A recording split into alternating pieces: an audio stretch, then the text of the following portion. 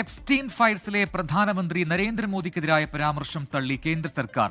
പരാമർശം അവജ്ഞതയോടെ തള്ളിക്കളയുന്നുവെന്ന് വിദേശകാര്യ മന്ത്രാലയം വ്യക്തമാക്കി. 2017 പ്രധാനമന്ത്രി നരേന്ദ്രമോദി ഇസ്രയേലിലേക്ക് ഔദ്യോഗിക സന്ദർശനം നടത്തിയിരുന്നത് മാത്രമാണ് വസ്തുതയെന്ന് വിദേശകാര്യ വക്താവ് രൺധീർ ജയ്സ്വാൾ പറഞ്ഞു. Reports from an email message from the so-called Epstein files that has a reference to the Prime Minister and his visit to Israel. Beyond the fact of the Prime Minister's official visit to Israel in July 2017, the rest of the allusions in the email are little more than trashy ruminations by a convicted criminal which deserve to be dismissed with the utmost contempt.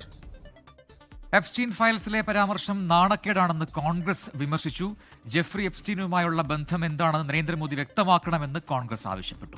ലോകത്തെവിടെയായാലും ഏത് സമയത്തും 24 വാർത്തകളും augmented reality പാക്കേജുകളും എക്സ്പ്ലെയിനറുകളും വിശദമായി കാണാൻ ഞങ്ങളുടെ YouTube channel നിങ്ങൾക്ക് subscribe ചെയ്യാം.